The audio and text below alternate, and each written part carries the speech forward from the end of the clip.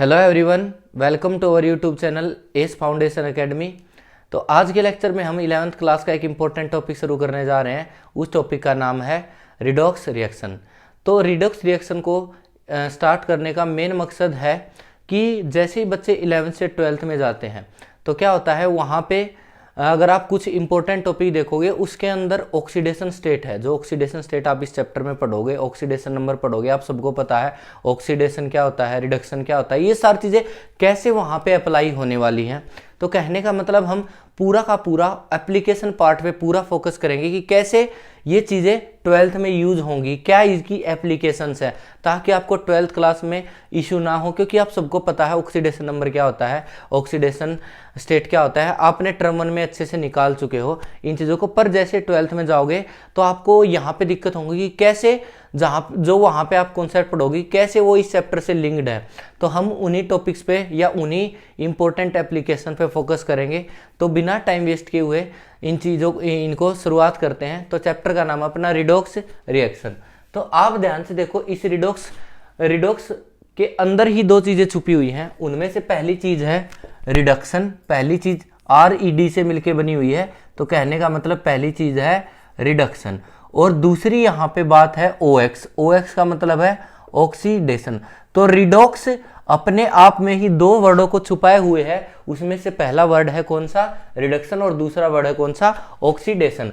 अब क्या होता है, बच्चे जैसे ही यहाँ पे ऑक्सीडेशन और रिडक्शन वर्ड आने लगते हैं तो बच्चे क्या करते हैं, ऑक्सीडेशन को पढ़ लेते हैं, रिडक्शन को पढ़ लेते हैं। पर कई बच्चों के साथ दिक्कत होती है, जब वो एक दूसरे को इनमें डिफरेंस करके पढ़ रहे हैं तो आधी चीजें भूल जाते हैं। कोई इसकी बातें इसमें लिखना चालू कर देता है, इसकी बातें इसमें लिखना चालू कर देता है। इसी वजह से क्या होता है, वहाँ पे क्वेश्चन के गलती होने के चांसेस हो सकते हैं। तो इसी वजह से इस चीज़ को अवॉइड करने के लिए हम एक प्रॉपर तरीके से इस कॉन्सेप्ट को पढ़ लेते हैं या फिर इसको कॉन्सेप्ट को पढ़ लेते हैं। अगर लेट सपोज हमने ये कॉन्सेप्ट पढ़ लिया ऑक्सीडेशन, तो इसका जस्ट उल्टा है कौन, रिडक्शन। तो हमें एक अच्छे से पढ़ना है, एक अच्छे से पढ़ेंगे तो इसका उल्टा तो यही होता है। तो उससे हमारे इसके गलत होने के चांसेस क्या हो जाएंगे, कम हो जाएंगे। तो हम शुरुआत करते हैं ऑक्सीडेशन से, क्योंकि ऑक्सीडेशन देखने में भी इजी लगता है, ठीक है, और समझने में भी आसान होता है। इसी वजह से ऑक्सीडेशन से शुरुआत करते हैं। रिडक्शन को हम उसके अपोजिट समझते जाएंगे, पर लिखेंगे नहीं तो फिर कंफ्यूजन क्रिएट हो जाएंगे, ठीक है। तो ऑक्सीडेशन सबको पता है, 10th क्लास से पढ़ के आए हो, जो जिसमें आपने पहला चैप्टर पढ़ा होगा केमिकल इक्वेशन एंड रिएक्शन। वहाँ पे आपने नाम भी सुना होगा कि ऑक्सीडेशन और रिडक्शन का। तो आपने सबने वहाँ पे बहुत अच्छे से पढ़ाया जाता है कि ऑक्सीडेशन वो होता है जहाँ पे क्या होता है, एडिशन ऑफ ऑक्सीजन होता है, या फिर दूसरा क्या होता है, रिमूवल ऑफ हाइड्रोजन होता है, ठीक है। तो ये सारे के सारे आपने जैसे 12th में मूव ऑन करे थे तो चैप्टर शुरुआत हुआ था रिडॉक्स। वहां पे आपने देखा होगा जो ये दोनों डेफिनेशन पढ़ी है ना, addition of oxygen, removal of hydrogen, ये क्लासिकल कॉन्सेप्ट है। क्लासिकल का मतलब जो आप छोटी क्लासेस में पढ़ चुके हो या फिर पुराने टाइम पे यूज होते थे चीजों को पहचानने के लिए। तो इसका मतलब ऑक्सीडेशन है वो हम दो तरीके से पढ़ते हैं। पहला होता है क्लासिकल कॉन्सेप्ट। कौन से होते हैं, क्लासिकल कॉन्सेप्ट। क्लासिकल कॉन्सेप्ट का मतलब होता है जो छोटी क्लासेस में पढ़े हैं या फिर पुराने टाइम पे केमिस्ट यूज करते थे ऑक्सीडेशन को पहचानने के लिए, ठीक है। पर आज के टाइम पे ये कॉन्सेप्ट इतने यूजफुल नहीं है, उसको भी हम देखेंगे कि ये यूजफुल नहीं है। ऐसा क्यों? आज के टाइम पे जो मोस्ट यूजफुल कॉन्सेप्ट है ऑक्सीडेशन या रिडक्शन को पहचानने के लिए, उनको बोलते हैं मॉडर्न कॉन्सेप्ट। कौन से बोलते हैं, मॉडर्न कॉन्सेप्ट। तो हमें ये कॉन्सेप्ट समझने हैं। अब सबको पता है 10th क्लास में आपने सबने पढ़ा था, कौन सी क्लास में, 10th क्लास में पढ़ा था कि क्लासिकल कॉन्सेप्ट के हिसाब से ऑक्सीडेशन की डेफिनेशन क्या होती है। तो आपने पढ़ा था कि किसी भी ए चीज है, ए कोई सब्सटेंस है, उसके अंदर अगर मैं ऑक्सीजन ऐड कर दूं तो जो बनेगा उसमें अपने को कोई इंटरेस्ट है भी नहीं। लेट सपोज वो क्या बना है, प्रोडक्ट बना है, कुछ भी, हमें क्या पता प्रोडक्ट क्या बना है, हमें उससे कोई मतलब ही नहीं है, ठीक है।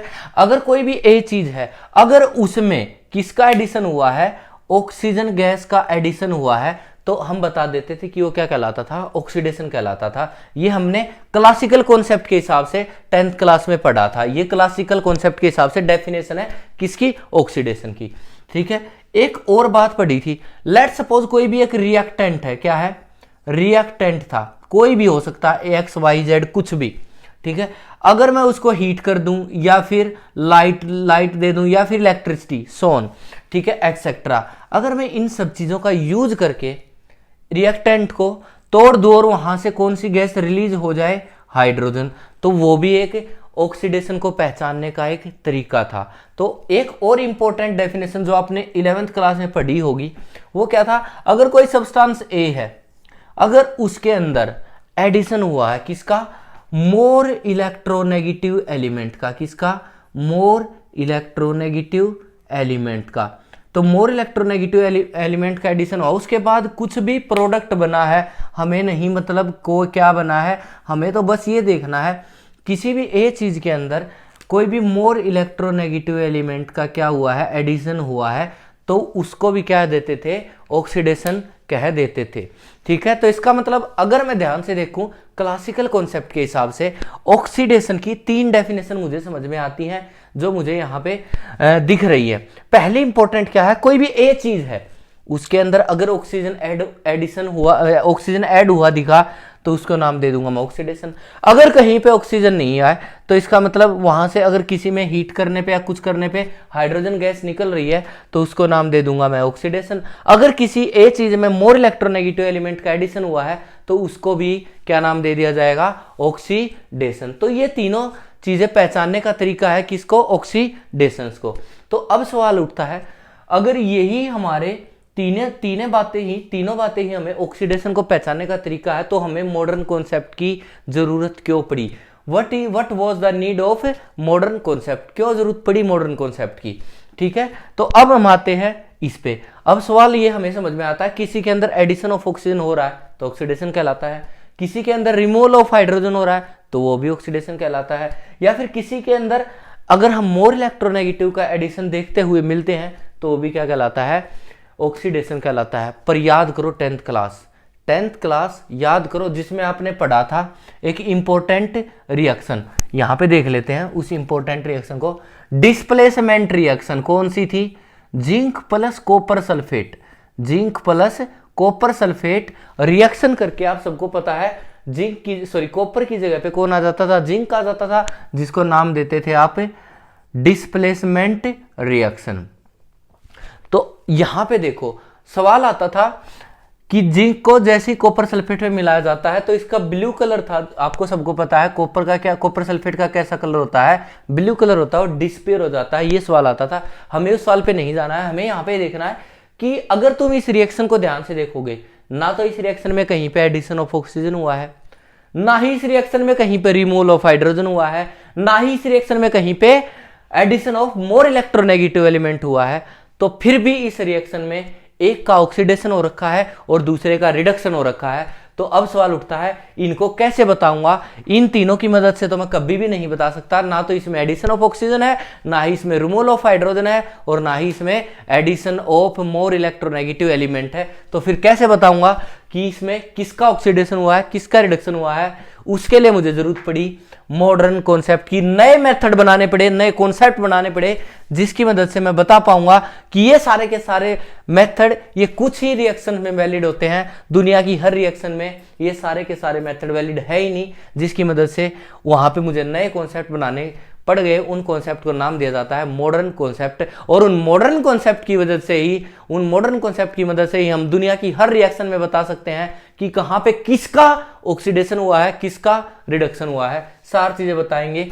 तो अगर तुम ध्यान से देखो तो यहां पे जिंक है, ना तो इसमें एडिशन ऑफ ऑक्सीजन हुआ है पर फिर भी इसका क्या हुआ है, ऑक्सीडेशन हुआ है। क्या हुआ है, ऑक्सीडेशन हुआ। हम आगे देखेंगे ऐसा क्यों है, इसको तो हम बहुत यूज करने वाले हैं इस रिएक्शन में। अगर तुम ध्यान से देखोगे तो यहाँ पे कॉपर सल्फेट से कहां पे गया हूं, कॉपर में, और इसका हुआ है रिडक्शन। तो कहने का मतलब इसमें इन तीनों चीजों के होने के बावजूद भी पहली चीज कौन सी थी, addition of oxidation, addition of oxygen.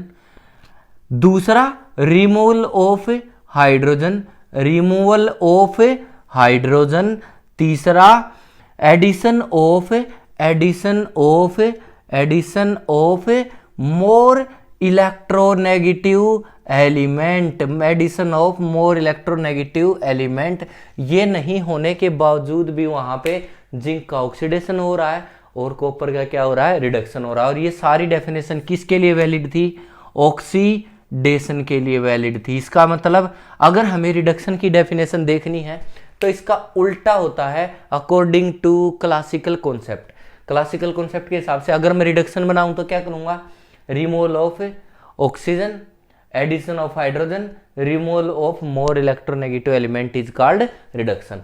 अब हमें देखने हैं कि इस रिएक्शन में, या बहुत दुनिया की बहुत सारी रिएक्शन होंगी जिसमें हम इन तीनों की मदद से कभी पहचान ही नहीं पाएंगे ऑक्सीडेशन और रिडक्शन को। इसी वजह से मुझे मॉडर्न कॉन्सेप्ट की जरूरत पड़ती है। तो अब हम बिना टाइम वेस्ट किए हुए शुरुआत करते हैं मॉडर्न कॉन्सेप्ट को। तुम्हें यहां तक समझ में आया कि क्यों हमने क्लासिकल से मॉडर्न कॉन्सेप्ट की तरफ मूव ऑन करे हैं। अब तक पढ़ने का मेन उद्देश्य यही था कि हमें यह समझ में आना चाहिए कि क्यों दुनिया में क्लासिकल कॉन्सेप्ट हर जगह वैलिड नहीं है। हमें पता है दुनिया में हजारों लाखों करोड़ों रिएक्शन होती है, उनमें हम सभी में इन तीनों की मदद से नहीं बता पाते हैं कि कहाँ पे ऑक्सीडेशन होने वाला, कहाँ पे रिडक्शन होने वाला है। इसी वजह से कुछ नए पैरामीटर या नए कॉन्सेप्ट बनाए गए जिन्हें बोलते हैं मॉडर्न कॉन्सेप्ट। तो अब हम शुरुआत करते हैं modern concept to identify the oxidation and reduction. तो अब हम मॉडर्न कॉन्सेप्ट की तरफ मूव ऑन करते हैं। मॉडर्न कॉन्सेप्ट क्या कहता है, कैसे तुम ऑक्सीडेशन को डिफाइन करते हो with the help of modern concept. तो हमें मॉडर्न कॉन्सेप्ट की मदद से किसको डिफाइन करना है, ऑक्सीडेशन को डिफाइन करना है। ठीक है, मॉडर्न कॉन्सेप्ट कहता है दुनिया में हर वो जगह ऑक्सीडेशन कहलाएगा जहां पे भी क्या हुआ होगा, loss of loss of electron हुआ होगा। क्या हुआ होगा, लॉस ऑफ इलेक्ट्रॉन। दुनिया में जहां कहीं पे भी तुम्हें लॉस ऑफ इलेक्ट्रॉन देखने को मिल जाए, समझ लेना वही क्या कहलाता है, oxidation according to modern concept. अगर तुम यहां पे एक बात देखो, अगर दुनिया में जब भी लॉस ऑफ इलेक्ट्रॉन होएगा, जैसे एग्जांपल की बात करूं, मेटल, सबसे आसान मेटल होती है सोडियम, समझना सबसे इजी होता है। अगर मैं सोडियम को देखूं, सोडियम की नेचुरल स्टेट देखोगे तो कौन सी स्टेट में होता है, सॉलिड स्टेट में होता है। तो अगर तुम सोडियम को देखोगे तो क्या होता है, सोडियम इलेक्ट्रॉन लॉस कर देता है। क्या कर देता है, इलेक्ट्रॉन लॉस कर देता है। कौन सी कितने इलेक्ट्रॉन लॉस करता है, एक इलेक्ट्रॉन लॉस करता है, कौन, सोडियम। तो अगर तुमसे यहां पे पूछा जाए, क्या इस सोडियम पे कोई चार्ज है, आंसर है नो चार्ज। क्या है, नो चार्ज। पर तुम यहां पे देखो, यहां पे उसने क्या किया है, एक इलेक्ट्रॉन लॉस कर दिया है। जिस एक इलेक्ट्रॉन लॉस करने की वजह से सोडियम पे कौन सा चार्ज क्रिएट हो गया है, एक पॉजिटिव चार्ज क्रिएट हो गया है। क्या हो गया है, पॉजिटिव चार्ज क्रिएट हो गया है, पॉजिटिव चार्ज। कहने का मतलब यहां पे जिसके ऊपर चार्ज नहीं था, अब इलेक्ट्रॉन लॉस करने की वजह से नो चार्ज की जगह पे वहां पे पॉजिटिव चार्ज क्रिएट हुआ है, लॉस ऑफ इलेक्ट्रॉन की मदद से। इसी मामले को सेट किया जाता है किससे, ऑक्सीडेशन नंबर से। तो कहने का मतलब क्या है, अगर कहीं पे लॉस ऑफ इलेक्ट्रॉन हुआ, क्या हुआ, लॉस ऑफ इलेक्ट्रॉन हुआ, तो कोई भी एक चीज है उसमें अगर वो लॉस ऑफ इलेक्ट्रॉन कर रहा तो वहां पे पक्के पॉजिटिव चार्ज आएंगे, वहां पे क्या होगा, पॉजिटिव चार्ज आएंगे। कहने का मतलब जीरो चार्ज से, मैं लिख देता हूं यहां पे, जीरो चार्ज से क्या हो जाएंगे, चार्ज क्या हो जाएंगे, इंक्रीज हो जाएंगे। यहाँ पे पॉजिटिव का मतलब मैथमेटिक्स के हिसाब से अगर मैं पॉजिटिव का मतलब समझूं तो क्या होता है, इंक्रीज होना।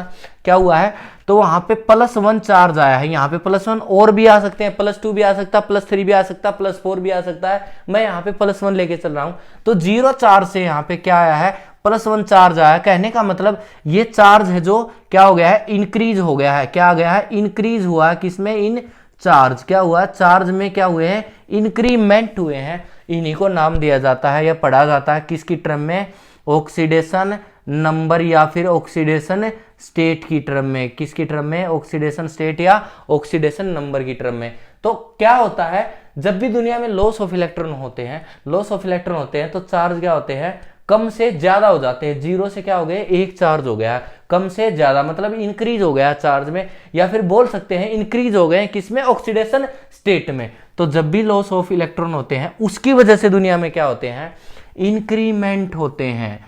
क्या होते हैं, इंक्रीमेंट होते हैं किसमें, इन ऑक्सीडेशन नंबर, या फिर इसी को कई बार नाम दिया जाता है ऑक्सीडेशन स्टेट। पूरा लिख लेना, ऑक्सीडेशन नंबर या फिर ऑक्सीडेशन स्टेट। तो इसका मतलब अगर हम किसी के अंदर ये पहचान ले कि किसी का ऑक्सीडेशन नंबर कितना है, तो हम ये भी पहचान लेंगे कि कितना वहां पे इंक्रीज हुआ है, कितना वहां पे डिक्रीज हुआ है। अगर वहां पे इंक्रीज हुआ तो हमें समझ में आ जाएगा वहां पे लॉस ऑफ इलेक्ट्रॉन है, और लॉस ऑफ इलेक्ट्रॉन है अब हम तो पहचान लेंगे ऑक्सीडेशन है। कहने का मतलब क्या, अब तक हम यहां से सीधा जा रहे थे, कहने का मतलब सोडियम ने इलेक्ट्रॉन छोड़ा 0 चार्ज से पॉजिटिव चार्ज, कहने का मतलब यहाँ पे चार्ज बढ़ गया है, इस चार्ज के बढ़ने को ही टर्म में पढ़ा जाता है ऑक्सीडेशन स्टेट। अब हम उल्टा देखेंगे, एक्चुअल में हम क्या पढ़ते हैं, उल्टा पढ़ते हैं। पहले हम क्या करते हैं, देख लेते हैं कि किसकी कितनी ऑक्सीडेशन स्टेट है।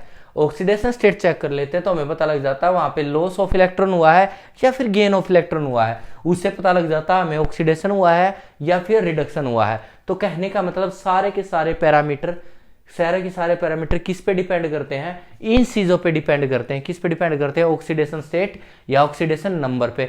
हमें अगर ये आता है तो हमें कभी चेक करने की जरूरत नहीं पड़ती है कि किसी के अंदर लॉस ऑफ इलेक्ट्रॉन हुआ है नहीं हुआ है। बहुत सारी रिएक्शन को तुम देख के नहीं बता सकते कि वहां पे लॉस ऑफ इलेक्ट्रॉन हुआ है।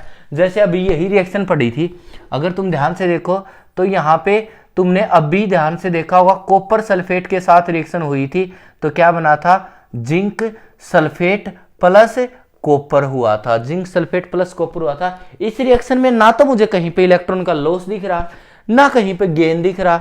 अगर लॉस ऑफ इलेक्ट्रॉन होता तो मैं कह देता वो क्या होता, ऑक्सीडेशन।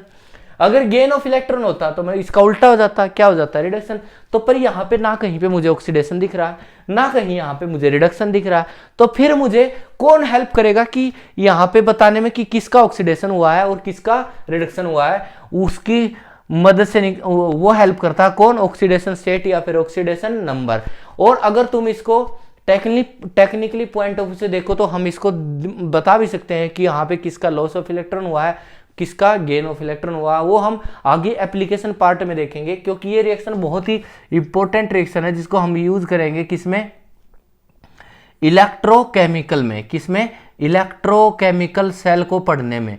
किसके पढ़ने में, इलेक्ट्रोकेमिकल सेल, और या फिर इसी को नाम दिया जाएगा गैल्वेनिक सेल। बेहद ही इंपॉर्टेंट वर्ड है ये दोनों के दोनों। इस पे अच्छे से स्टार लगा लो, क्योंकि ये पहला फाउंडेशन रख दिया है मैंने 12th क्लास के टॉपिक का, जिसका नाम होगा इलेक्ट्रोकेमिस्ट्री। इस पे स्टार लगाओ। इस रिएक्शन को बहुत यूज किया जाएगा इस चैप्टर के अंदर, जिसका नाम होगा इलेक्ट्रोकेमिस्ट्री, और वहां पे टॉपिक होगा इलेक्ट्रोकेमिकल सेल या फिर गैल्वेनिक सेल। ठीक है, समझ में आ रही बातें। और भी ऐसी बहुत सारी रिएक्शन होती है जिसमें हम बिल्कुल भी देख के नहीं बता सकते हैं कि कहाँ पे क्या हुआ है, ऑक्सीडेशन हुआ है, कि यहाँ पे क्या हुआ है, रिडक्शन हुआ है। अगर तुम ध्यान से देखोगे तो सबको पता है नाइट्रोजन और हाइड्रोजन मिलता है, तो इन दोनों के मिलने से कौन सी गैस बनती है, अमोनिया गैस बनती है। तो अगर तुम यहाँ पे देखोगे तो हम कभी भी यहाँ पे इलेक्ट्रॉन का मामला नहीं दिखा सकते, ना तो हम ये समझ में आता कि यहाँ पे इलेक्ट्रॉन का लॉस हुआ है, गेन हुआ है। तो कहने का मतलब हमें लॉस और गेन बिल्कुल कहानी समझ में नहीं आती है। तो इन चीज़ों को पढ़ने के लिए मुझे किसकी जरूरत पड़ती है, ऑक्सीडेशन नंबर की या फिर ऑक्सीडेशन स्टेट की। किसकी, ऑक्सीडेशन नंबर की या फिर ऑक्सीडेशन स्टेट की। तो मैं समझ में आया कि हम मॉडर्न कॉन्सेप्ट के अंदर हम जाके वहां पे ऑक्सीडेशन स्टेट और ऑक्सीडेशन नंबर को क्यों पढ़ते हैं, क्योंकि बहुत सारी रिएक्शन होती है हम आंखों से क्लियरली देख के नहीं बता सकते हैं कि वहां पे किसका लॉस ऑफ इलेक्ट्रॉन हुआ, किसका गेन ऑफ इलेक्ट्रॉन हुआ है। जो हमें हेल्प करेगा कौन, ऑक्सीडेशन नंबर या फिर ऑक्सीडेशन स्टेट बताने में। अब हमारा पूरा का पूरा फोकस रहेगा कि क्या ऑक्सीडेशन स्टेट क्या होती है, ऑक्सीडेशन नंबर क्या होता है, और इसी से मैं रिलेट करूंगा फिर नेक्स्ट पे कि किसकी कितनी मैक्सिमम ऑक्सीडेशन स्टेट होती है, किसकी कितनी मिनिमम ऑक्सीडेशन स्टेट होगी, और फिर वहां पे हम वैलेंसी का कॉन्सेप्ट समझेंगे। फिर लास्ट में हमारा पूरा टॉपिक होगा एप्लीकेशन बेस्ड। ठीक है, तो आई होप तुम्हें ये समझ में आया होगा। जल्दी से इसको नोट डाउन कर ले, फिर हम आगे मूव ऑन करते हैं कि ऑक्सीडेशन स्टेट क्या होती है, ऑक्सीडेशन नंबर क्या होता है। ठीक है, तो अब हम शुरुआत करते हैं, ऑक्सीडेशन स्टेट क्या होता है, ऑक्सीडेशन स्टेट या फिर ऑक्सीडेशन नंबर क्या होता है। ऑक्सीडेशन स्टेट होता क्या है, ठीक है, ध्यान से समझना इसको। ऑक्सीडेशन स्टेट क्या होता है, अगर तुम टेक्निकली देखोगे तो ऑक्सीडेशन स्टेट किस लिए काम आ रही थी, हमें ये बताने के लिए कि कहाँ पे किसने लॉस ऑफ इलेक्ट्रॉन किया है, किसने गेन ऑफ इलेक्ट्रॉन किया है।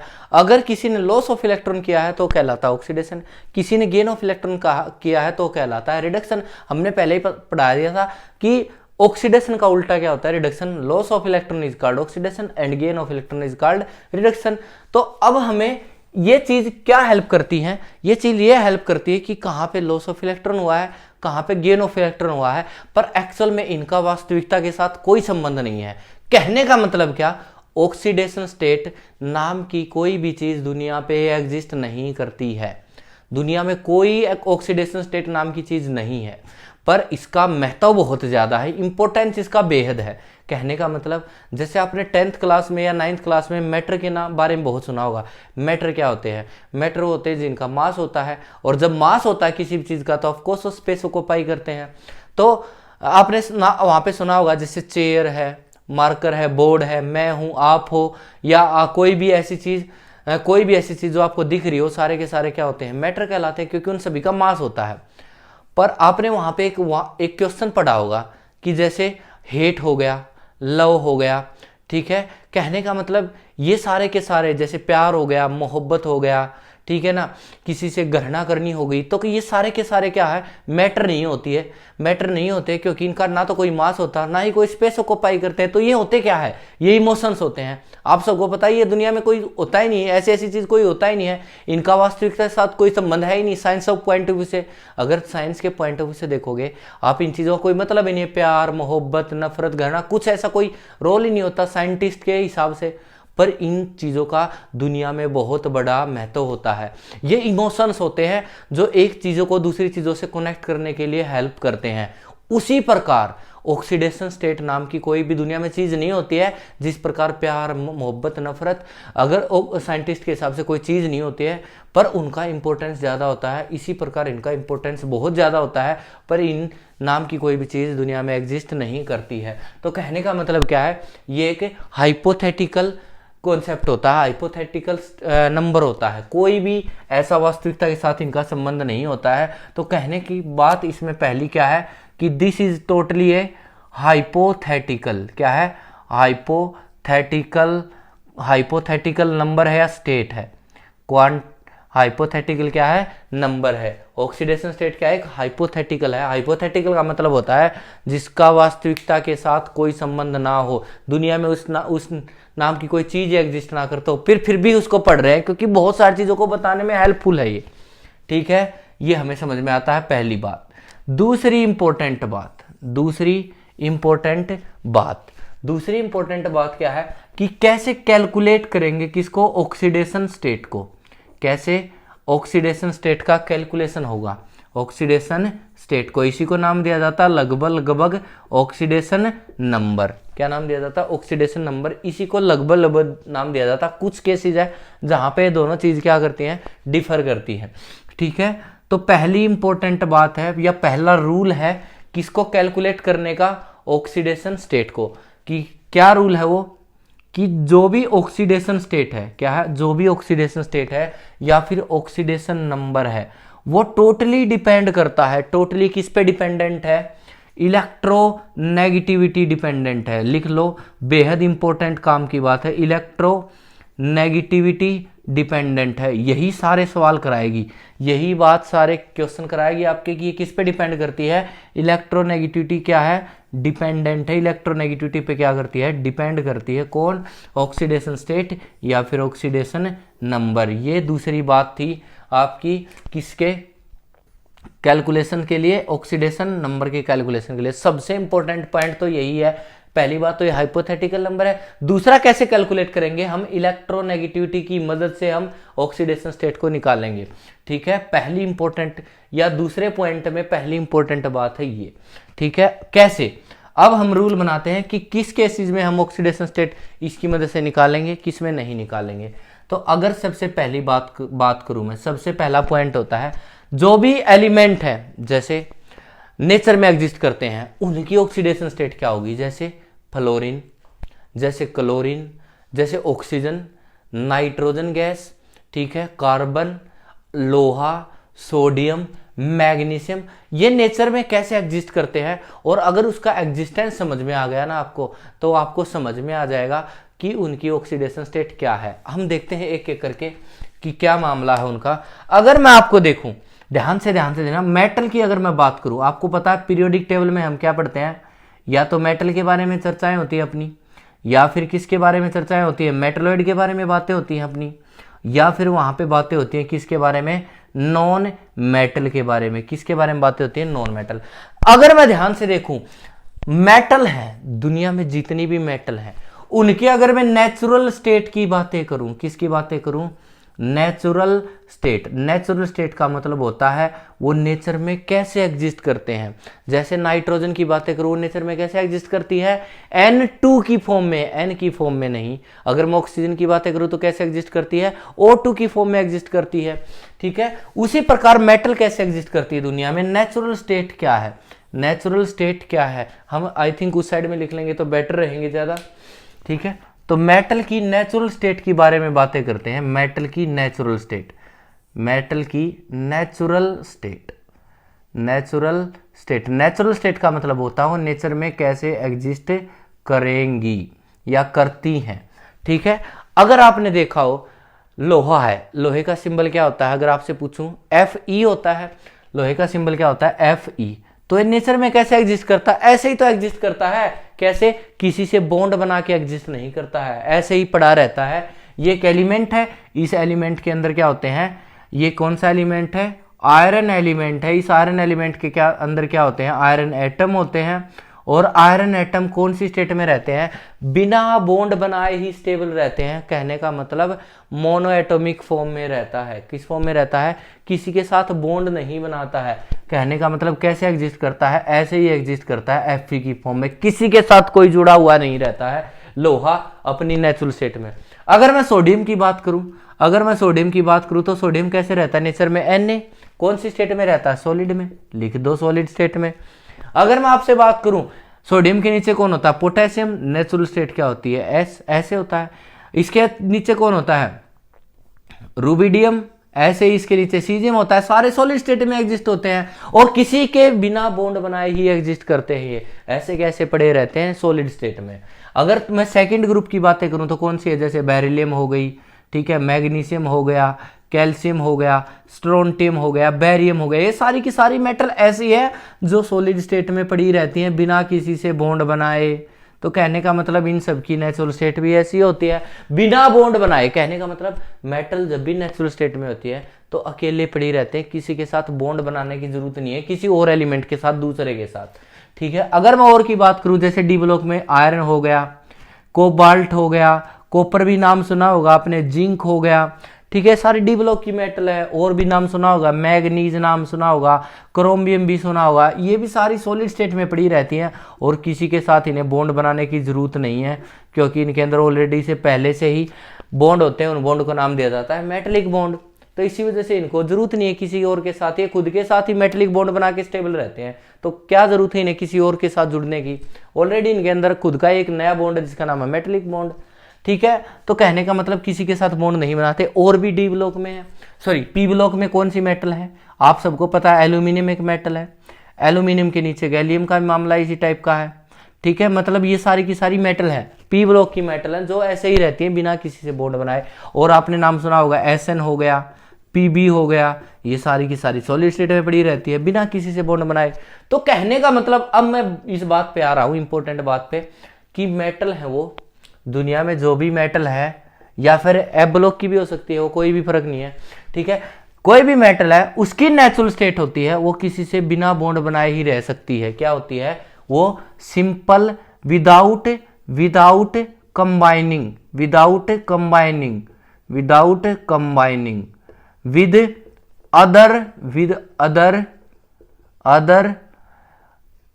एटम या एलिमेंट, क्योंकि एलिमेंट के अंदर ये एटम होते हैं। Without combining with other atom रह सकते हैं अपने नेचुरल स्टेट में, बिना किसी से बॉन्ड बनाए रह सकते हैं। ऐसे कैसे पड़े रह सकते हैं। और तुम बताओ, जब ये सारे के सारे, ये किसी से बॉन्ड नहीं बना हुआ, ये भी किसी से जुड़ा हुआ नहीं है, ये किसी से जुड़ा हुआ नहीं है, बेरिलियम किसी से जुड़ा हुआ नहीं है, मैग्नीशियम किसी के साथ जुड़ा हुआ नहीं है, एल्यूमिनियम किसी के साथ जुड़ा नहीं हुआ है, तो कहने का मतलब ये किसी के साथ जुड़े नहीं है, तो क्या वहां पे इलेक्ट्रोनेगेटिविटी का कॉन्सेप्ट लगेगा? याद करो इलेक्ट्रोनेगेटिविटी की डेफिनेशन क्या होती है। इलेक्ट्रोनेगेटिविटी की डेफिनेशन क्या होती है? इलेक्ट्रोनेगेटिविटी कहती है tendency to attract shared pair of electron. Shared pair, share का मतलब दो एटम्स के बीच में शेयरिंग वाले इलेक्ट्रॉन उनको अपनी तरफ खींचने की पावर, शेयरिंग दो एटम्स के बीच में होनी चाहिए। यहाँ पे तो एटम ही एक है, तो बताओ जब इन्होंने बॉन्ड ही नहीं बनाया। अगर आपने ध्यान से सुनाओ, अगर मैं यहाँ पे समझाऊं आपको इलेक्ट्रोनेगेटिविटी की और अच्छे से, ऐसे नाम सुना होगा HCl, तो मैं अगर आपसे पूछूं यहाँ पे कौन बढ़िया इलेक्ट्रोनेगेटिव एलिमेंट है, तो आप ऑब्वियस सी बात है बोल दोगे Cl है। पर आपने जब भी इलेक्ट्रोनेगेटिविटी पढ़ी होगी, आपने पढ़ा होगा कि ये दो इलेक्ट्रॉन है जो एक बॉन्ड के अंदर होते हैं, उनको कौन खींच लेता है? क्लोरीन खींच लेता है, क्योंकि वो ऑफकोर्स वो मोर इलेक्ट्रोनेगेटिव, और इस पे कैसा चार्ज आता है? Partial negative, partial positive. तो आपने वहां पे देखा होगा कि ये जो शेयर्ड इलेक्ट्रॉन है उसको किसने खींच लिया? क्लोरीन ने खींच लिया है। और ये किसके बॉन्ड के अंदर पढ़ते हो? कोवेलेंट बॉन्ड के अंदर। किस बॉन्ड के अंदर होता है ये? कि कोवेलेंट बॉन्ड की स्टोरी होती है। नॉर्मली इलेक्ट्रोनेगेटिविटी या कोवेलेंट कंपाउंड की स्टोरी होती है। कोवेलेंट कंपाउंड कब बनते हैं? जब कोवेलेंट बॉन्ड बनते हैं। तो इसका मतलब इलेक्ट्रोनेगेटिविटी वहां पे लगेगी जहां पे नॉर्मली कौन से बॉन्ड बने होंगे? Covalent bond. बताओ क्या मेटल कभी भी कोवेलेंट बॉन्ड बनाएंगे?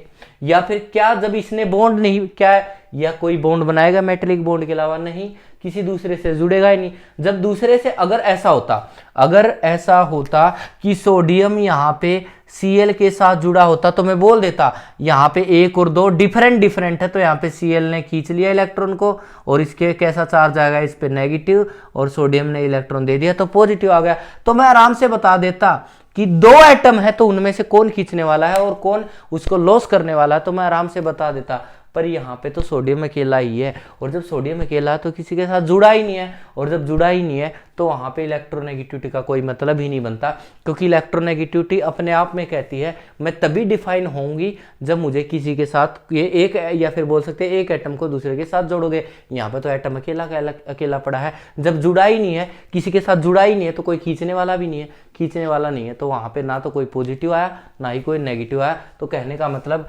मेटल है, उन सभी की जब भी वो नेचुरल स्टेट में होंगे, उन सभी की ऑक्सीडेशन स्टेट जीरो होगी। कितनी होगी? जीरो। ये है सबसे काम की बात। या फिर ऑक्सीडेशन नंबर कितना होगा? जीरो होगा। इंपॉर्टेंट, सबसे बेहतरीन इंपॉर्टेंट बात है। जब भी आपको देखने को मिल जाए कोई भी मेटल जो आपने नाम सुना है, कोई भी मेटल, उसका ऑक्सीडेशन स्टेट हमेशा जीरो लिख के आ जाना, हमेशा, क्योंकि वो नेचुरल स्टेट में होते हैं, और नेचर में वो किसी के साथ यहाँ पे बॉन्ड ही नहीं बना रहे, और बॉन्ड नहीं बनाएंगे तो इलेक्ट्रोनेगेटिविटी कोई ना तो कोई खींचने वाला ना कोई देने वाला है। ठीक है, यहाँ तक समझ में आया। दूसरी इंपॉर्टेंट बात, अगर मैं नॉन मेटल की तरफ जाऊं, अगर मैं किसकी तरफ जाऊं? नॉन मेटल की तरफ जाऊं। नॉन मेटल तबाही मचा देती हैं किसके अंदर? इस कॉन्सेप्ट के अंदर।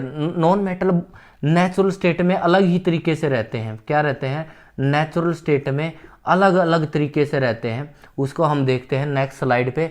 तो आई होप तुम्हें यहाँ तक समझ में आ गया होगा। जल्दी से नोट डाउन कर ले। तो हम नॉन मेटल की इंटरेस्टिंग स्टोरी पे पढ़ने वाले हैं, क्योंकि हमारा सारी की सारी बात, जितनी भी एप्लीकेशन होंगी ना, सारी नॉन मेटल से जुड़ी होंगी, तो हमें नॉन मेटल को बहुत अच्छे से डील करना है। आज का जो लेक्चर है, मैं फाउंडेशन बना रहा हूँ एप्लीकेशन तक पहुँचने के लिए, क्योंकि आपको अगर ये सारी चीज़ें समझ में आएंगी तो आराम से आप वहाँ पे ऑक्सीडेशन स्टेट निकाल सकते हो, ऑक्सीडेशन बता सकते हो, रिडक्शन बता सकते हो, कहाँ पे रिडॉक्स रिएक्शन हुई है नहीं हुई है, आराम से बता सकते हो, बैलेंसिंग बता सकते हो रिडक्स की, बहुत सारी चीज़ें हम देखेंगे। गैल्वेनिक सेल के बारे में बता सकते हो, इलेक्ट्रोलाइसिस क्या होता है, सारी चीज़ें इसकी एप्लीकेशन है, वो हम सारी चीज़ें बता पाएंगे। तो एक बार इसको अच्छे से नोट डाउन कर लो, फिर हम मूव ऑन करते हैं नेक्स्ट स्लाइड पर। नॉन मेटल इंपॉर्टेंट बातें चली हुई हैं बेहद। नॉन मेटल की नेचुरल स्टेट, कौन सी स्टेट? नेचुरल स्टेट को देखते हैं हम। ठीक है, तो सबसे पहले आपको पी ब्लॉक की एक बार ये पता होना चाहिए कि नॉन मेटल होते कौन कौन है। सबसे पहले तो एस ब्लॉक में एक ही नॉन मेटल होता है, उसका नाम होता है हाइड्रोजन। तो हाइड्रोजन नेचर में कैसे रहती है? याद करो कैसे रहती है? H2 की फॉर्म में। कैसे रहती है? H2 की फॉर्म में। और इतना तो आप केमिकल बॉन्डिंग चैप्टर से पढ़ ही चुके होंगे कि एक हाइड्रोजन और दूसरे हाइड्रोजन के बीच में सिंगल बॉन्ड होता है। कौन सा बॉन्ड होता है? सिंगल। तो मुझे बताओ, इस बात का भी आपको आइडिया होगा कि एक जो सिंगल कोवेलेंट बॉन्ड बनता है उसके अंदर कितने इलेक्ट्रॉन होते हैं? 2 इलेक्ट्रॉन होते हैं, बीच में पड़े होते हैं। अब बताओ, ये भी हाइड्रोजन, ये भी हाइड्रोजन, तो इनमें से जितनी इलेक्ट्रोनेगेटिविटी इसकी होगी उतनी इलेक्ट्रोनेगेटिविटी इसकी होगी। अब याद रखो, क्योंकि यहाँ पे 2 एटम है और दोनों कंबाइन हुए हैं बॉन्ड से, तो अब यहाँ पे इलेक्ट्रोनेगेटिविटी से पता लगाओगे कि उनकी ऑक्सीडेशन स्टेट क्या होती है। याद करो, अगर अब तुमने मेटल का केस देखा था, वहां पे किसी के साथ बॉन्ड नहीं बने थे, ऐसे ही पड़ा था। कभी तुमने ऐसे नहीं देखा होगा सोडियम और सोडियम, ऐसे नहीं देखा होगा तुमने, पर यहाँ पे देख पा रहे हो हाइड्रोजन हाइड्रोजन के साथ है। और जब हाइड्रोजन हाइड्रोजन के साथ है तो वहां पे इलेक्ट्रोनेगेटिविटी का रोल आने लगता है। अगर जो ज्यादा इलेक्ट्रोनेगेटिव है वो इनको इस साइड में खींच, अगर लेट सपोज ये ज्यादा इलेक्ट्रोनेगेटिव तो ये इधर खींच लेगा, अगर ये ज्यादा इलेक्ट्रोनेगेटिव है तो ये ज्यादा खींच लेगा इधर। तो जहां पे ज्यादा खींच लेगा वहां पे नेगेटिव आ जाएंगे, और जिस पे चले गए हैं वहां पे क्या आ जाएंगे? पॉजिटिव आ जाएंगे। ठीक है, तो ऐसे हम डिफाइन करते हैं इलेक्ट्रोनेगेटिविटी। पर यहाँ पे तो इलेक्ट्रोनेगेटिविटी का कोई रोल ही नहीं है, क्योंकि हम सोडियम को कभी भी ऐसे जोड़ते ही नहीं है। ठीक है, तो अब हम मुझे समझ में आता है कि जो हाइड्रोजन है और यहाँ पे भी हाइड्रोजन है, इसकी इलेक्ट्रोनेगेटिविटी तुम्हें पता है कितनी होती है? 2.1 होती है। कितनी होती है? 2.1। अब इस हाइड्रोजन की इलेक्ट्रोनेगेटिविटी 2.1 है, तो ये भी तो हाइड्रोजन ही है, और जब ये भी तो हाइड्रोजन है तो इसकी भी इलेक्ट्रोनेगेटिविटी कितनी होगी? 2.1। तो कहने का मतलब दोनों हाइड्रोजन की इलेक्ट्रोनेगेटिविटी सेम है, और जब सेम है तो बताओ, जितनी ताकत से ये खींचेगा उतनी ताकत से ये खींचेगा, जितनी ताकत से ये खींचेगा उतनी ताकत से ये खींचेगा। तो कहने का मतलब ये ना तो इधर हिलेंगे ना ही ये इधर हिलेंगे, बीच में ही पड़े रहेंगे, और बीच में ही पड़े रहेंगे तो बताओ, ना तो इस पे चार्ज आया और ना ही इस पे चार्ज आया, और जब किसी पे चार्ज नहीं आया है तो बताओ उसकी ऑक्सीडेशन स्टेट कितनी हो गई? यहाँ पे ऑक्सीडेशन स्टेट लिख देता हूं मैं सबकी। बताओ ऑक्सीडेशन स्टेट कितनी हुई है हाइड्रोजन की?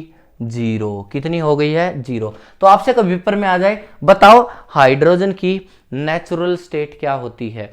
H2, और H2 में ऑक्सीडेशन स्टेट क्या होगी? 0, क्योंकि कोई खींचने वाला है नहीं, सेम इलेक्ट्रोनेगेटिविटी है, जितनी पावर से खींचेगा उतनी पावर से ये खींचेगा। समझ में आ रही है? अब ये तो था S ब्लॉक में। अब आ जाओ कार्बन। कार्बन याद रखो, कार्बन। अगर आपको कार्बन के 3 रूप होते हैं, पढ़े होंगे 10th क्लास में अच्छे से, diamond, graphite, Buckminster fullerene.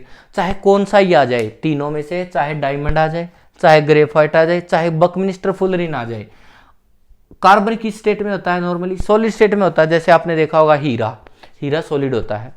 Graphite pencil में होता है, पेंसिल बनते हैं जिससे, वो भी सॉलिड होता है। बकमिस्टर फुलरिन वो भी सॉलिड होता है। तो कार्बन की जो नेचुरल स्टेट होती है ना, सी होती है। क्या होती है? सी अकेला ही होता है, किसी के साथ नहीं जुड़ता है ये नेचुरल स्टेट में, और सॉलिड स्टेट में पड़ा रहता है।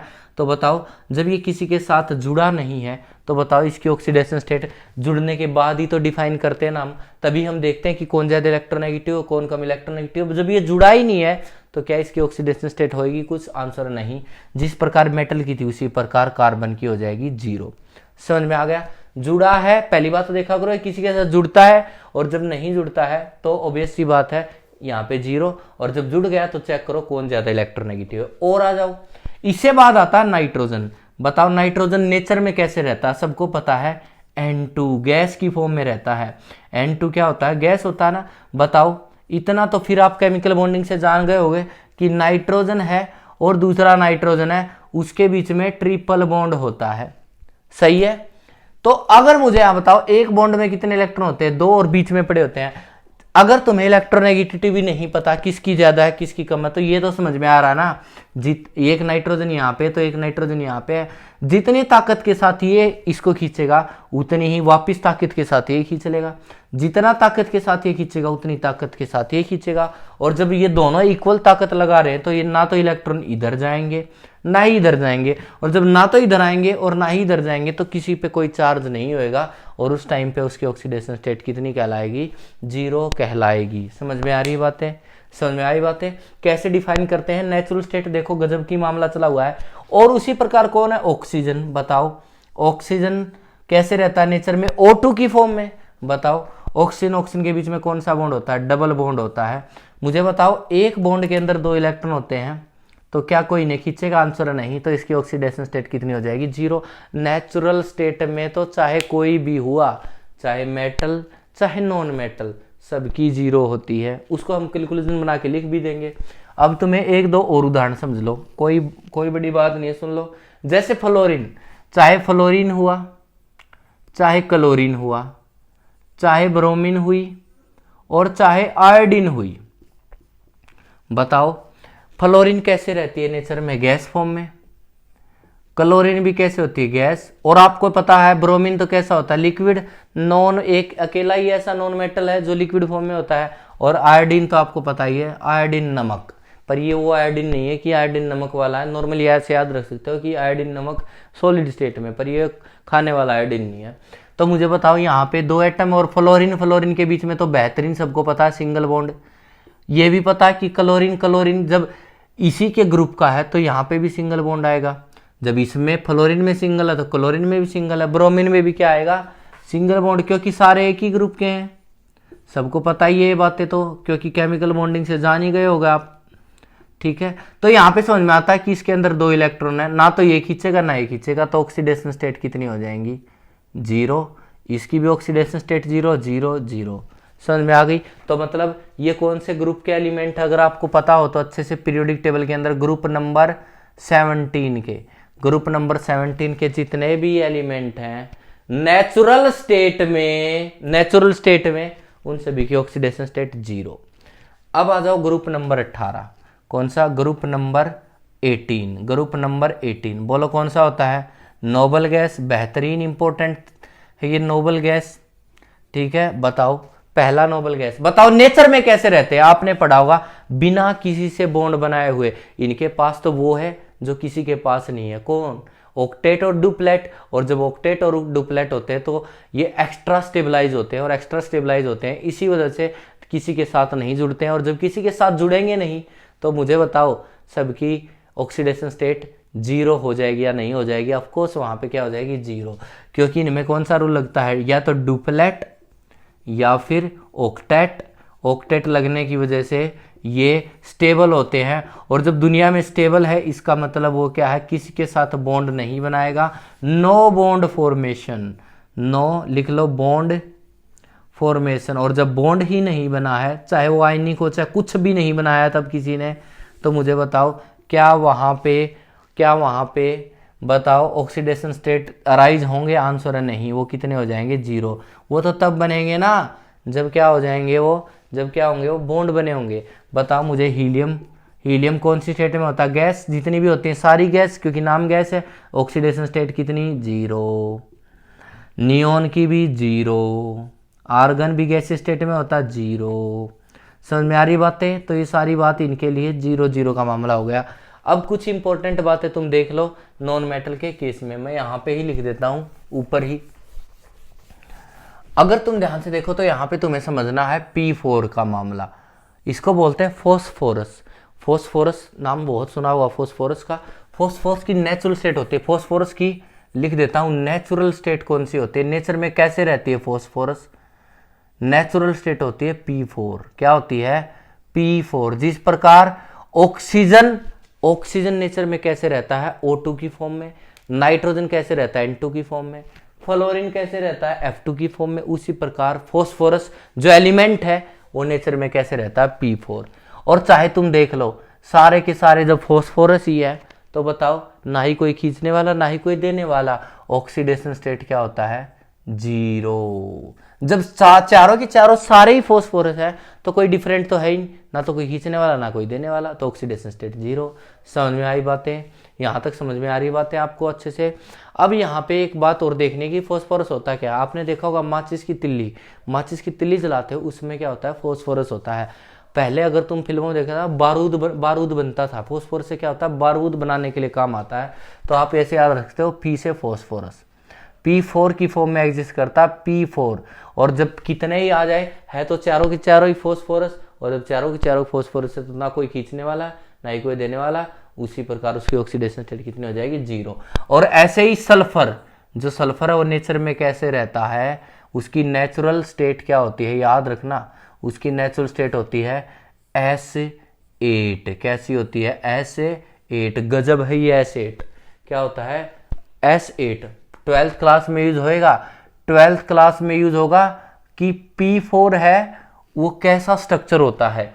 ट्वेल्थ क्लास में यूज होएगा कि S8 का स्ट्रक्चर क्या होता है, सल्फर 8 का स्ट्रक्चर क्या होता है। पर हमें तो यहाँ पे ऑक्सीडेशन स्टेट समझनी है। बोलो ऑक्सीडेशन स्टेट की 8 के 8 सल्फर ही है, तो बताओ 8 के 8 सल्फर ही, तो ऑक्सीडेशन स्टेट कितनी हो जाएगी, 0। तो कहने का मतलब अगर हमें ये समझ में आता है कि नॉन मेटल है चाहे मेटल हुआ, अगर उसकी नेचुरल स्टेट में है वो, तो उसकी सभी की ऑक्सीडेशन स्टेट कितनी हो जाएगी, 0। यह है कंक्लूजन मेटल और नॉन मेटल का। ऐसे ही मेटलॉइड का अगर मेटलॉइड नेचुरल स्टेट में हुए तो उन सब की ऑक्सीडेशन स्टेट क्या होगी, 0।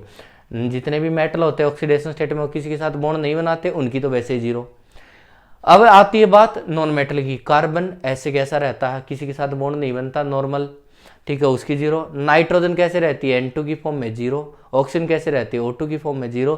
फ्लोरीन, क्लोरीन, ब्रोमीन, आयोडीन और हाइड्रोजन इन सब की 0। और जितने टर्म है ग्रुप के उन सब की 0। मामला समझ में आ रहा है, बेहद ही आसान मामला है, तुम इसका स्क्रीनशॉट ले लो, बहुत काम की बातें पढ़ाई जा रही हैं। हमने अभी तक ये सीखा है कि जितने भी मेटल हुए, नॉन मेटल हुए या फिर मेटलॉइड हुए, अगर उनकी नेचुरल स्टेट हमें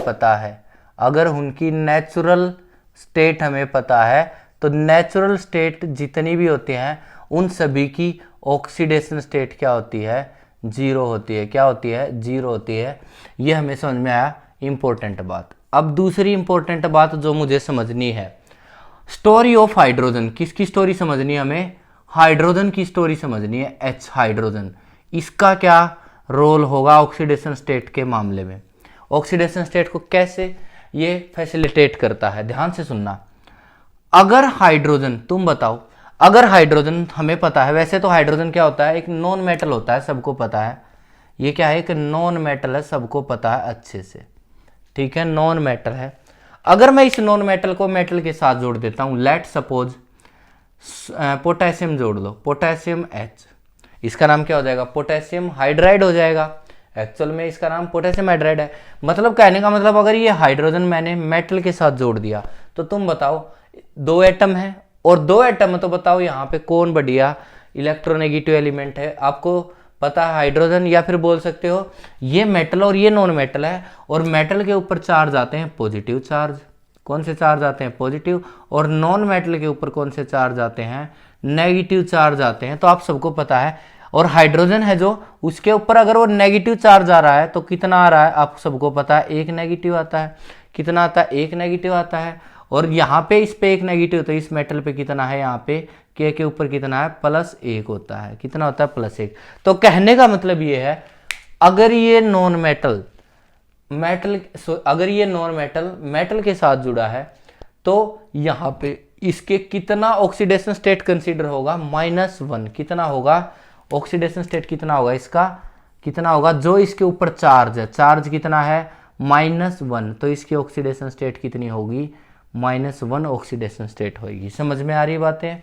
अगर यही नॉन मेटल इससे बढ़िया नॉन मेटल के साथ जुड़ा हो, यहाँ पे नॉन मेटल के साथ जुड़ा था, यहाँ पे अगर ये नॉन मेटल हाइड्रोजन इससे बढ़िया नॉन मेटल के साथ जुड़ा हुआ है, 2 केस होंगे यहाँ पे। पहला केस लिख देता हूं, एक तो ये बढ़िया नॉन मेटल के साथ जुड़ा हुआ है, एक खराब नॉन मेटल के साथ। जैसे उदाहरण की बात करूं, जैसे HF है, HF, तो पहली बात तो समझ में आ रही है मुझे, यहाँ पे 1 से ज्यादा एटम है तो इलेक्ट्रोनेगेटिविटी का कॉन्सेप्ट लगेगा। अब मुझे बताओ किसकी ज्यादा इलेक्ट्रोनेगेटिविटी होती है, इन 2 इलेक्ट्रॉन को कौन खींच लेता है अच्छे से, मुझे बताओ। Of course fluorine most electronegative है, मोस्ट है, मोस्ट, तो ये इलेक्ट्रॉन को खींच लेगा अपनी तरफ, और खींच लेगा तो इस पे कैसे चार्ज आ जाएंगे, पार्शियल नेगेटिव, पार्शियल पॉजिटिव। और इस पार्शियल नेगेटिव, ये तो चार्ज है, लिख लो अच्छे से, this is charge, this is charge. और चार्ज कभी भी ऑक्सीडेशन स्टेट नहीं होता है। यहाँ पे ऐसे माना जाता है कि इसने इन इलेक्ट्रॉन को खींच लिया है, और खींच लिया है तो एक बॉन्ड टूटा होगा। क्या टूटा होगा, एक बॉन्ड टूटा होगा। और एक बॉन्ड कैसे, ऐसे इस बॉन्ड को तोड़ो, इस बॉन्ड को तोड़ो, ये बॉन्ड तोड़ दोगे, इसने खींच लिया, और तोड़ने के बाद यहाँ पे कंप्लीट पॉजिटिव और कंप्लीट नेगेटिव। कहने का मतलब कोवलेंट से आयनिक बनने के बाद तुम देखोगे चार्ज कितना आ रहा है। यहाँ पे कोवलेंट था, हाइड्रोजन और फ्लोरीन दोनों ही नॉन मेटल है, और नॉन मेटल के बीच में कोवेलेंट बॉन्ड बनता है। इस कोवेलेंट बॉन्ड को तोड़ दो, आयनिक बन जाएगा। आयनिक बॉन्ड बनने के बाद जो यहाँ पे टोटल चार्ज आएगा वो देखना हमें, ठीक है। बताओ हाइड्रोजन पे फ्लोरीन के कंपैरिजन पे कैसा चार्ज आया, प्लस, और कितना, +1। तो कहने का मतलब यहाँ पे ऑक्सीडेशन स्टेट कितनी है, +1 है, ठीक है। बहुत ही इंपॉर्टेंट बातें चली हुई हैं। अगर मैं इस हाइड्रोजन को खराब नॉन मेटल के साथ जोड़ देता हूं, जैसे उदाहरण BH3, कौन सा उदाहरण है, BH3, तो बताओ मुझे यहाँ पे, तब को सबको पता ही होगा इसकी शेप क्या होती है, ऐसे होती है, ट्रायगोनल प्लेनर।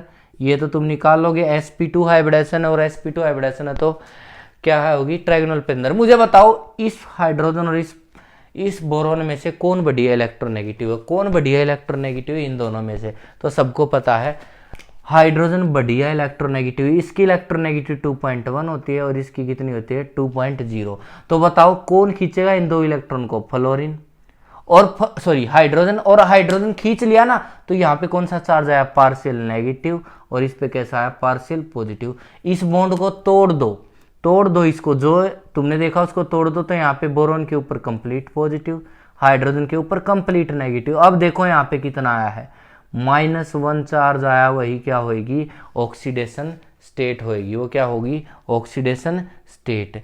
कहने का मतलब क्या है, सारा रोल इलेक्ट्रोनेगेटिविटी का है। किसका है, इलेक्ट्रोनेगेटिविटी का है। कुछ तुम देख भी लो इलेक्ट्रोनेगेटिविटी को। हाइड्रोजन की इलेक्ट्रोनेगेटिविटी हमेशा मानी जाती है 2.1, ये हम निकालते हैं पोलिंग स्केल से। अब इसके बाद तुम्हें याद रखना है इलेक्ट्रोनेगेटिविटी किसकी, बोरोन की, कार्बन, नाइट्रोजन, ऑक्सीजन, फ्लोरीन, ठीक है। फ्लोरीन की इलेक्ट्रोनेगेटिविटी होती है, हाईएस्ट इलेक्ट्रोनेगेटिव है, कितनी है, 4.0। अब 4.0 इन दोनों की ही याद रखनी है, इसके अलावा तुम हम किसी की निकाल सकते हो। हाइड्रोजन की 2.1 और फ्लोरीन की 4 या 4.0। अब इस 4.0 में से 0.5 माइनस कर दो, कितना बचा, 4 में से 0.5, तो इसकी कितनी आई, 3.5 या 3.5। इस 3.5 में से फिर 0.5 माइनस कर दो तो इसकी वैल्यू आई 3.0। फिर इसमें 0.5 माइनस कर दो तो कितना आया, 2.5।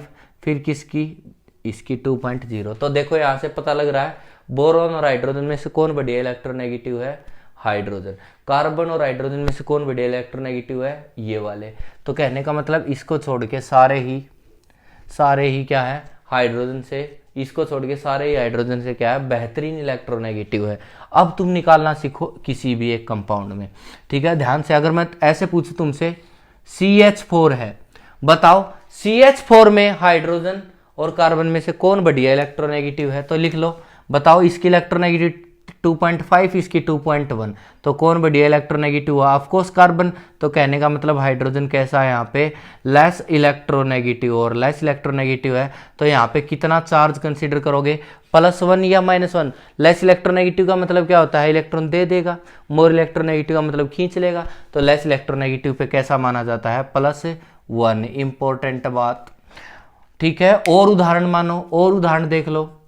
अगर आपसे कभी भी ऐसा आ जाए, जैसे वाटर का आपको सबको पता है, बताओ यहाँ पे देखो हाइड्रोजन और ऑक्सीजन में से कौन ज़्यादा इलेक्ट्रोनेगेटिव है, तो आप सबको पता है ऑक्सीजन मोर इलेक्ट्रोनेगेटिव है, तो हाइड्रोजन यहाँ पे किसकी तरह काम करेगा, लेस इलेक्ट्रोनेगेटिव। और लेस इलेक्ट्रोनेगेटिव वाले पे कितनी ऑक्सीडेशन स्टेट कंसीडर करनी है, +1 ऑक्सीडेशन स्टेट। समझ में आ रही बातें, एक पे एक है तो 2 पे +2 हो जाएगी, वो हम बाद में देखेंगे, पर यहाँ पे समझ में आना चाहिए कि इस पे +1 होती है, ठीक है। बिल्कुल अच्छे समझ में आया है। अगर मैं यहाँ पे 1-2 और उदाहरण लिखूं, अगर मैं ऐसे लिखूं, बताओ जी MgH2, बताओ यहाँ पे हाइड्रोजन मोर इलेक्ट्रोनेगेटिव के साथ जुड़ा है, लेस इलेक्ट्रोनेगेटिव के। बताओ मेटल तो हमेशा इलेक्ट्रोपॉजिटिव होते हैं, तो इलेक्ट्रोपॉजिटिव, और हाइड्रोजन नॉन मेटल है तो इलेक्ट्रोनेगेटिव। ये तो मेटल है, ये नॉन मेटल है, नॉन मेटल पे तो नेगेटिव चार्ज आएगा, तो कहने का मतलब ये मोर इलेक्ट्रोनेगेटिव है। और मोर इलेक्ट्रोनेगेटिव तो बताओ उस पर कितना चार्ज आएगा, -1। तो इसका कहने का मतलब ये है कंक्लूजन ये है, अगर हाइड्रोजन जुड़ा है मोर इलेक्ट्रोनेगेटिव के साथ, मोर खुद से मोर इलेक्ट्रोनेगेटिव के साथ, तो बताओ वो खींच लेगा इलेक्ट्रॉन, मोर इलेक्ट्रोनेगेटिव के साथ जुड़ा है, तो बताओ उस टाइम पे इसको इलेक्ट्रॉन देने पड़ेंगे, और देने पड़ेंगे तो कैसा काम करेगा, किसकी तरह काम करेगा यहाँ पे +1।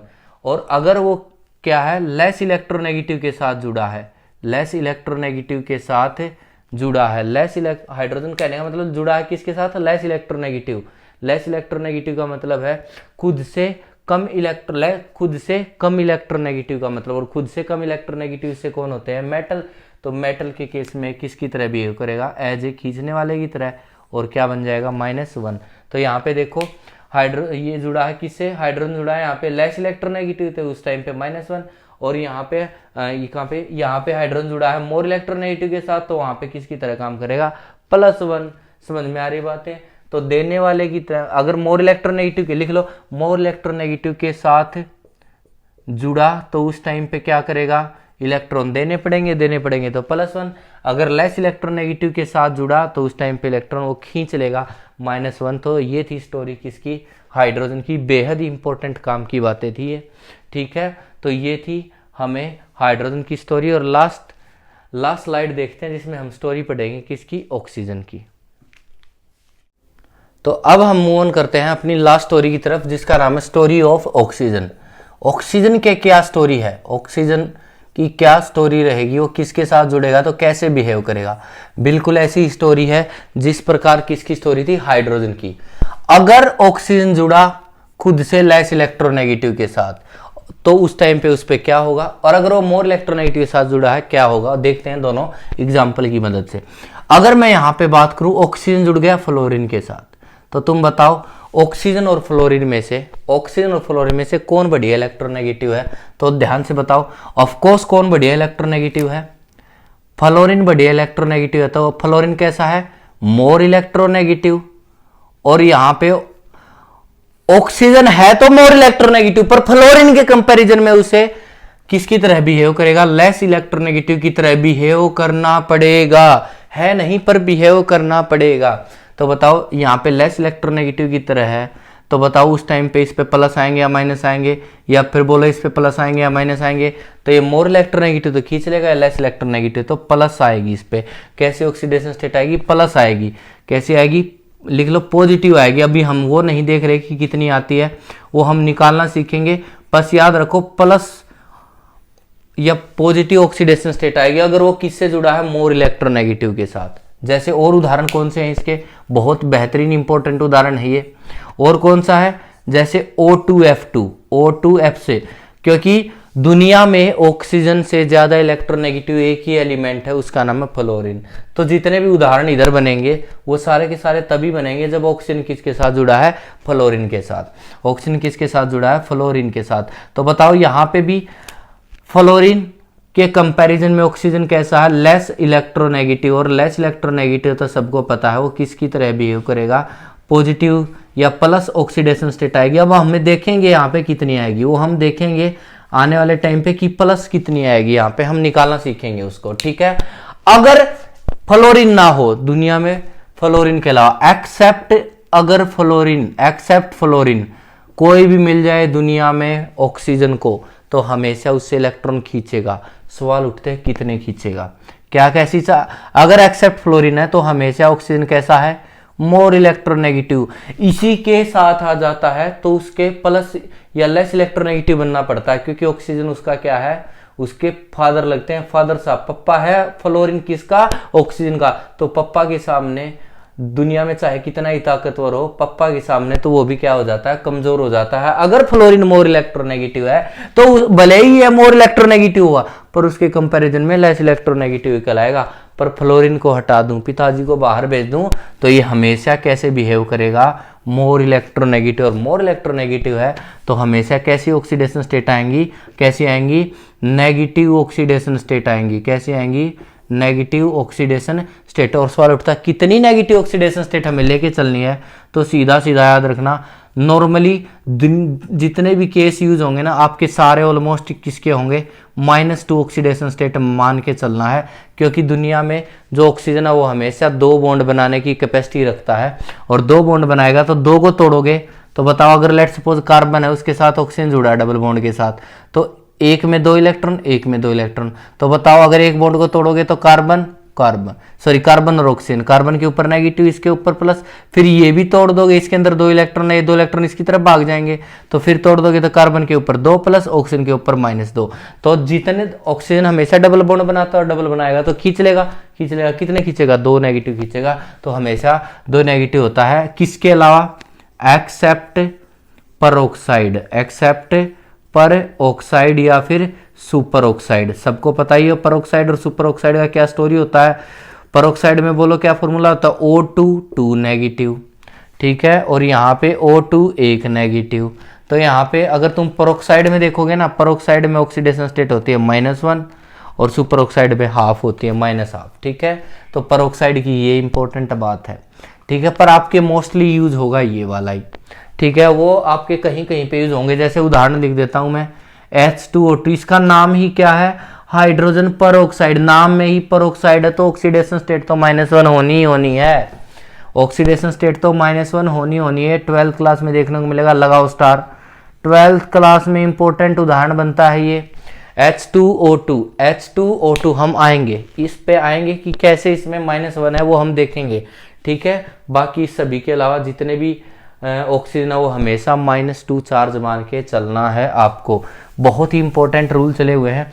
इसको मैं कंपैरिजन करा देता हूँ हाइड्रोजन के साथ। हाइड्रोजन की क्या स्टोरी थी, हाइड्रोजन की स्टोरी थी वो किसकी तरह, -1 की तरह बिहेव कर सकता है, और +1 की और -1 की तरह कब बिहेव करेगा, जब वो किसके साथ जुड़ा होगा, मेटल के साथ।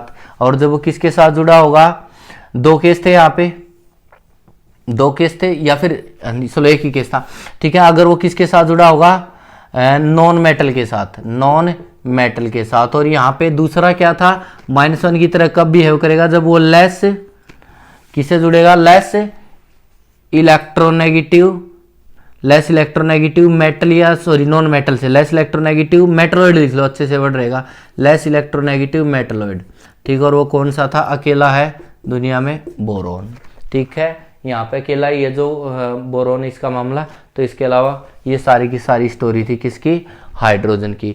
तो ये सारे अगर आपको रूल याद हैं तो मैं गारंटी देता हूँ आपको एक भी एप्लीकेशन ऐसी नहीं होगी जो आपके सर के ऊपर से चली जाए, बिल्कुल अच्छे समझ में आएंगे।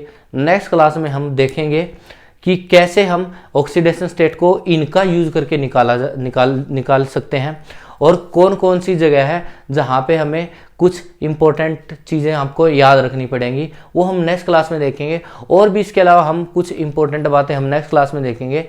आज के लिए इतना ही इंपॉर्टेंट होगा। आई होप आप सभी को ये टॉपिक बहुत पसंद आया होगा, ठीक है। अगर पसंद आया तो अपने दोस्तों को जरूर शेयर करें, अपने क्लासमेट्स को ज़्यादा से ज़्यादा इस टॉपिक को शेयर करने को कहें, क्योंकि ये 11th का टॉपिक ही नहीं है, इसकी एप्लीकेशन हम 12th में देखेंगे, और 12th की सारी एप्लीकेशन मैं यहीं पे करा देता हूँ। तो शुरुआत करने का इस लेक्चर का या इस टॉपिक का एक उद्देश्य था, ताकि आपको 12th क्लास में दिक्कत ना आए, क्योंकि अभी ऑलमोस्ट 1-2 महीने के बाद आपको 12th में ही मर्ज हो जाना है, 12th में ही प्रमोट हो जाना है। इसी वजह से फिर आपको दिक्कत होंगी, और वहाँ पे टॉपिक आएंगे इनऑर्गेनिक के, जिसका नाम है पी ब्लॉक, पूरा का पूरा यूज होता है ये।